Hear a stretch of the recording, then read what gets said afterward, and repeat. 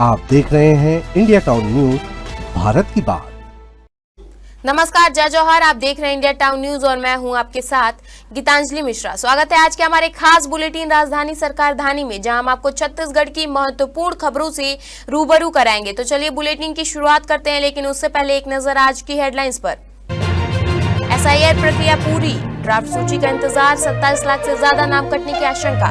रायपुर में सबसे ज्यादा संदिग्ध मतदाता।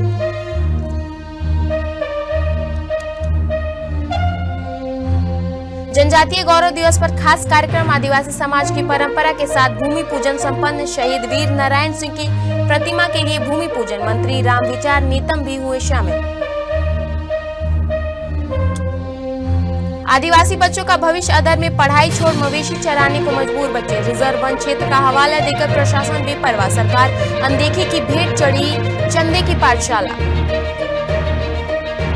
पूर्व महापौर के बेटे को आवारा कुत्तों ने काटा, प्रमोद दुबे ने कहा सिर्फ कागजों पर चल रही योजनाएं, सरकार पर जमकर बरसे पूर्व महापौर।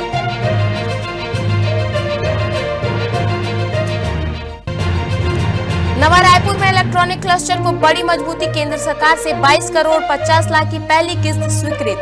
EMC 2.0 योजना के अंतर्गत दी गई थी मंजूरी।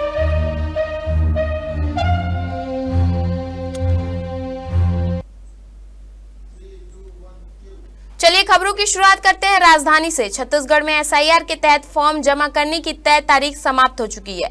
बीती रात 12 बजे तक फॉर्म जमा करने की अंतिम समय था, लेकिन जो अब खत्म हो चुका है। इसके बाद अब सभी की निगाहें निर्वाचन आयोग द्वारा जारी की जाने वाली ड्राफ्ट सूची, मतदाता सूची पर टिकी है, जिनमें यह स्पष्ट हो गया है कि प्रदेश में कितने वोटरों के नाम हटाए जा रहे हैं।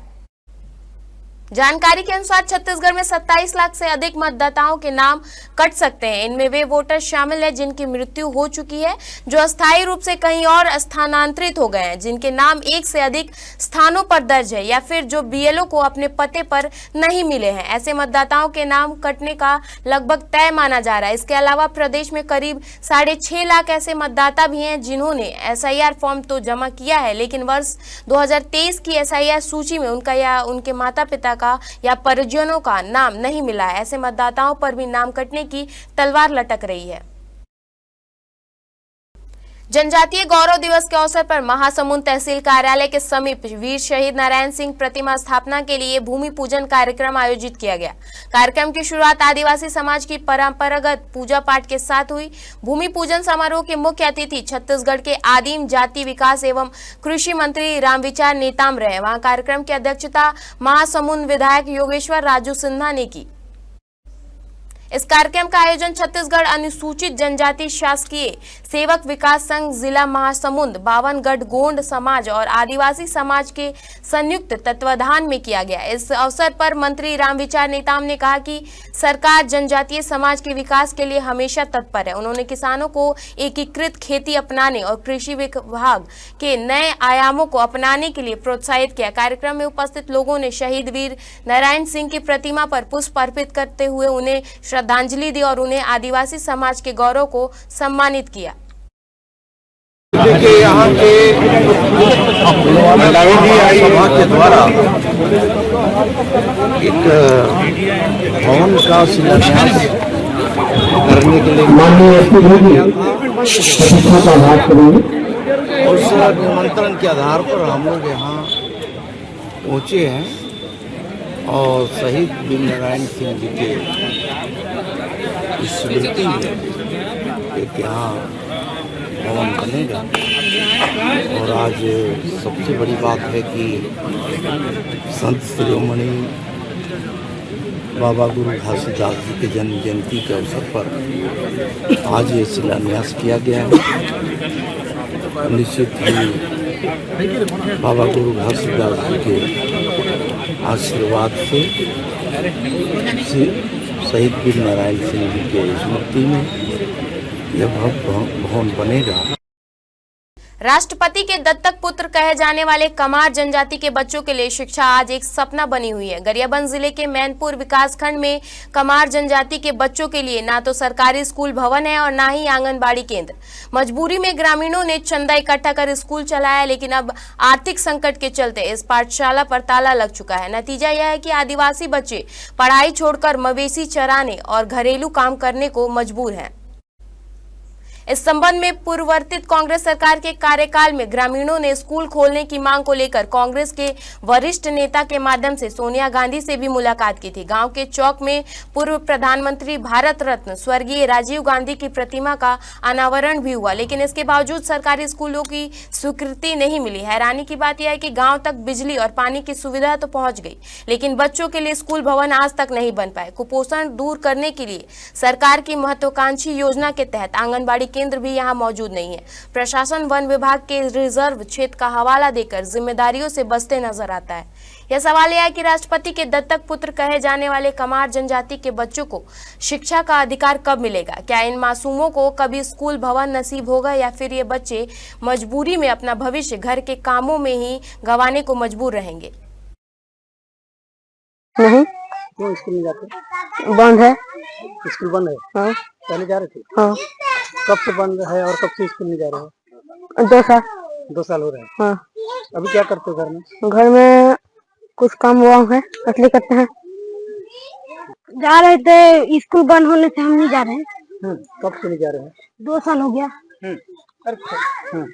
अभी क्या करते हो घर में? अब काम धंधा करते हैं, छेल चराते हैं, बकरी। पढ़ाई नहीं करते? हाँ। पढ़ने का मन है? मन है, लेकिन स्कूल नहीं है। हम लोग बच्चे लोगों को ऐसे चावल दाल उसली करके जमा करके इकट्ठा करके मध्यम भोजन चलाते थे। बच्चे लोगों को अपन सिलट काफी खरीद के देते थे। बाकी कुछ दिन चलाया, उसके बाद अभी बंद कर दिए हैं। तो अभी कितने बच्चे स्कूल में जा रहे हैं? बच्चे दूरिया वाले 1-2 जा रहे हैं, बाकी बहुत आदमी नहीं जा रहे हैं। कितने बच्चे हैं? बच्चे तो कभी 35-36 बच्चे होंगे जो पढ़ाई नहीं कर रहे हैं? नहीं कर रहे हैं। अच्छा, तो क्या आप किसी अधिकारी या किसी से मिले हो इस बारे में? मिले हुए हैं, बाकी वो अधिकारी के साथ मिले हुए काम भी तो नहीं कर रहा है, नहीं दे रहा है। तो क्या अभी बच्चे तो क्या करें? तो क्या अभी बच्चे का भविष्य खतरे में है? एकदम खतरे में है। मूर्ख बन रहे हैं। राजधानी रायपुर में आवारा कुत्तों ने पूर्व महापौर प्रमोद दुबे के बेटों को दौड़कर काट लिया। इस घटना के बाद प्रमोद दुबे ने सवाल उठाते हुए नगर निगम और सरकार पर निशाना साधा है। उन्होंने कहा कि साल में रायपुर में 51,000 डॉग बाइट हुए हैं। इससे समझ में आ रहा है कि निदान के लिए कोई प्रयास नहीं हो रहा है। दुबे ने कहा, संवेदनशील मुद्दों पर कार्रवाई के लिए जो योजना है वो कागजों पर ही चल रही है। यह रायपुर नगर निगम और सरकार के बीच टकराव का नतीजा है। सोशल मीडिया में लगातार कुत्ते नोच रहे हैं, काट रहे हैं, घसीट रहे हैं। इसका वीडियो वायरल हो रहा है। मेरे बेटे को 4 कुत्तों ने दौड़कर काटा है। पूर्व महापौर प्रमोद दुबे ने कहा, कुत्तों के नाम पर अधिकार और भाजपा नेता अपना जेब भर रहे हैं और आम जनता भुगत रही है। आवारा कुत्तों की नसबंदी, टीकाकरण और शेल्टर होम सिर्फ कागजों पर संचालित हो रहा है। छत्तीसगढ़ में इलेक्ट्रॉनिक्स एवं आईटी विनिर्माण की नई गतियों को नए केंद्र सरकार के इलेक्ट्रॉनिक एवं सूचना प्रौद्योगिकी मंत्रालय ने नवा रायपुर अटल नगर के सेक्टर 22 में प्रस्तावित कॉमन फैसिलिटी सेंटर परियोजना के लिए 22 करोड़ 50 लाख रुपए की पहली किस्त जारी करने की स्वीकृति प्रदान की है। यह राशि मॉडिफाइड इलेक्ट्रॉनिक्स मैन्युफैक्चरिंग क्लस्टर 2.0 योजना के अंतर्गत दी गई है। इस परियोजना का क्रियान्वयन नया रायपुर अटल नगर निकास प्राधिकरण द्वारा किया जाएगा। परियोजनाओं के मूल्यांकन एवं निगरानी की जिम्मेदारियां software technology parks of India को सौंपी गई है, जिसने इस पहली किस्त की अनुशंसा की थी। इस स्वीकृति को नवा रायपुर को इलेक्ट्रॉनिक्स मैन्युफैक्चरिंग और आईटी हार्डवेयर हब के रूप में विकसित करने की दिशा में महत्वपूर्ण प्रगति होगी। कॉमन फैसिलिटी सेंटर के माध्यम से उद्योगों को साझा अधोसंरचना, तकनीकी सुविधाएं, परीक्षण एवं नवाचार से जुड़ी सेवाएं उपलब्ध होंगी, जिससे निवेश को बढ़ावा मिलेगा और स्थानीय युवाओं को रोजगार के एक नए अवसर सृजित होंगे।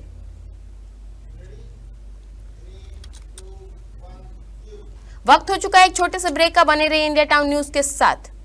कभी कभी चेहरे का छुपा दर्द दुनिया नहीं देख पाती है, दाग, मुहासे, झाइयाँ सब आपके आत्मविश्वास को कम कर देता है, पर अब नहीं, क्योंकि Rukhsana glow and fair face pack जो दे आपकी स्किन को वो प्यार जो सिर्फ प्रकृति दे सकती है। हर लेयर को साफ करे, हर दाग को करे हल्का और आपकी मुस्कान फिर से लौटाए, because you deserve to glow naturally. Rukhsana herbal beauty product Amazon, Meesho और फ्लिपकार्ट में भी उपलब्ध। अमीन मोटर्स उड़ान ई रिक्शा छत्तीसगढ़ का नंबर 1 ई रिक्शा शोरूम, जहां आपको सभी प्रकार के ई रिक्शा के वैरायटीज उपलब्ध मिलेंगे।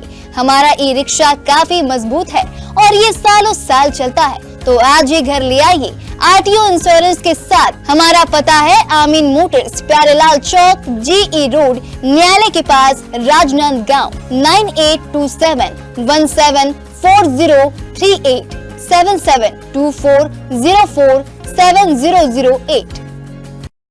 ब्रेक के बाद आपका स्वागत है। चलिए बढ़ते हैं खबरों की ओर। छत्तीसगढ़ में कोल लेवी स्कैम केस में ईओडब्ल्यू ने सौम्या चौरसिया के निजी सचिव जयचंद कोसले के खिलाफ 1000 पन्नों की चार्जशीट पेश की है। सौम्या चौरसिया पूर्व मुख्यमंत्री भूपेश बघेल की उप सचिव रही हैं। ईओडब्ल्यू का दावा है कि रायपुर नगर निगम के रिकॉर्ड कीपर जयचंद को वसूली के लिए सौम्या चौरसिया सीएम हाउस ले गई थी। सौम्या चौरसिया के कार्यकाल में सीएम हाउस में ही पदस्थ था। सौम्या के कहने पर जयचंद पैसा वसूलने जाता था। वसूली के लिए ही उसे शासन से CG02 नंबर की 2 गाड़ियां दी गई थी। एसीबी की चार्जशीट के मुताबिक 25 जून 2019 से 31 जनवरी 2020 तक सिंडिकेट के सदस्यों ने व्हाट्सएप ग्रुप बनाकर चर्चा की। इन चर्चाओं में सौम्या चौरसिया ने अनिल टूटेजा को भेजे मैसेज में लिखा है कि चेक करके तुरंत वापस करवा देना, जय सीधे सीएम के पास ले जाकर साइन करवा देगा। एसीबी के अफसरों ने अपनी चार्जशीट में लिखा है कि मुख्यमंत्री निवास से महत्वपूर्ण फाइलों का मूवमेंट, फाइलों का सुरक्षित परिवहन और मुख्यमंत्री से हस्ताक्षर करवाने जैसे संवेदनशील काम नियमित रूप से जैसे करवाए जाते थे। जय कॉर्प लिमिटेड के निदेशक आनंद जय कुमार जैन से जुड़े 2434 करोड़ की धोखाधड़ी मनी लॉन्ड्रिंग केस में ईडी ने देश भर में छापेमारी की। इनमें रायपुर, मुंबई, नासिक और बेंगलुरु समेत 30 से अधिक ठिकाने शामिल है। जांच एजेंसी दस्तावेज और डिजिटल रिकॉर्ड की तलाशी ले रही है। एजेंसियों को शक है कि रियल एस्टेट इन्वेस्टमेंट के नाम पर जुटाया गया पैसा विदेशी कंपनियों को ट्रांसफर किया गया था। एजेंसी संदिग्ध ट्रांजैक्शन, ऑफशोर अकाउंट्स और शेल कंपनियों की कड़ियों को जोड़ने की कोशिश कर रही है। कई कंपनियों और बड़े कारोबारी समूह की भी जांच के दायरे में आ सकते हैं। दरअसल सीबीआई ने आनंद जय कुमार जैन, उनकी कंपनी जय कॉर्प लिमिटेड, कारोबारी पराग शांतिलाल पारखे और कई अन्य कंपनियों के खिलाफ मामला दर्ज किया है। आनंद जैन मशहूर गेमिंग कंपनी ड्रीम 11 के को फाउंडर हर्ष जैन के पिता हैं, जिससे यह मामला और भी हाई प्रोफाइल हो गया है। रायपुर में 31 दिसंबर को विशाल हिंदू सम्मेलन होने जा रहा है। इस सम्मेलन में राष्ट्रीय संघ सेवक संघ के सर संचालक डॉक्टर मोहन भागवत मुख्य वक्ता के रूप में उपस्थित रहेंगे। वहीं राष्ट्रीय संत असंग देव कार्यक्रम के मुख्य अतिथि होंगे। कार्यक्रम अभनपुर ब्लॉक के सोनपैरी गांव स्थित असंग देव कबीर आश्रम में दोपहर 2 बजे शुरू होगा। आयोजन समिति के अनुसार सम्मेलन में सनातन संस्कृति के संरक्षक, सामाजिक समरसता और राष्ट्रीय चेतना जैसे अहम विषयों पर विस्तार से विचार विमर्श किया जाएगा। सम्मेलन में प्रदेश भर से संत महात्मा, समाजसेवी, बुद्धिजीवी और बड़ी संख्या में आम नागरिकों के पहुंचने की संभावना है। कार्यक्रम के सफल संचालन के लिए समिति की अलग अलग टीमें तैनात रहेगी। आयोजित समिति ने प्रदेश के सभी सनातनी और हिंदू समाज के लोगों से अपील की है कि इसे ऐतिहासिक सम्मेलन में अधिक से अधिक संख्या में शामिल होकर योजना को सफल बनाएं। छत्तीसगढ़ में अगले 5 दिनों तक न्यूनतम तापमान में कोई विशेष परिवर्तन होने की संभावना नहीं है। इस समय प्रदेश में सबसे ज्यादा ठंड उत्तरी हिस्से में पड़ रही है। अमरकंटक में न्यूनतम तापमान 6 डिग्री तक पहुंच गया है। यहाँ ओस की बूंदें जमकर बर्फ बन गई और हर तरफ बर्फ की चादर बिछी नजर आई। रामघाट माई की बगिया श्री यंत्र मंदिर के पास भी ऐसा ही नजारा देखने को मिला। रायगढ़ और सारंगढ़ जिले के कई इलाकों में देर रात से घना कोहरा छाने लगा, जिसका असर अब सुबह 8 बजे तक रहता है। लाइट जलाकर वाहन चलाना पड़ रहा है। वहीं पिछले 24 घंटों में प्रदेश में सबसे अधिक तापमान 39.4 डिग्री सेल्सियस जगदलपुर में दर्ज किया गया, जबकि सबसे कम न्यूनतम तापमान 6.4 डिग्री सेल्सियस अंबिकापुर में रिकॉर्ड किया गया। कड़ाके की ठंड का असर बच्चों की सेहत पर भी पड़ रहा है। बीते 1 महीनों में अंबेडकर समेत निजी अस्पतालों में हाइपोथर्मिया के 400 से ज्यादा मामले सामने आ चुके हैं। देश भर में खाद की कालाबाजारी, जमाखोरी और गलत जगह सप्लाई के खिलाफ कार्रवाई हो रही है, जिस पर छत्तीसगढ़ 5वें स्थान पर है। केंद्र सरकार ने लोकसभा में आंकड़े पेश किए हैं, जिसके अनुसार 1 अप्रैल से 28 नवंबर 2025 के बीच राज्य में खाद की कालाबाजारी पर 249 खाद विक्रेताओं को नोटिस जारी किए गए। इनमें से 13 विक्रेताओं के लाइसेंस रद्द किए गए, जबकि 4 के मामले एफआईआर दर्ज किए गए। छत्तीसगढ़ विधानसभा के मानसून सत्र के दौरान कांग्रेस ने खाद की उपलब्धता, वितरण व्यवस्था और कालाबाजारी को लेकर सरकार पर सवाल उठाते हुए जमकर हंगामा किया था। विपक्ष ने आरोप लगाया कि किसानों को समय पर खाद नहीं मिल पा रही है और अवैध तरीके से इसकी जमाखोरी की जा रही है।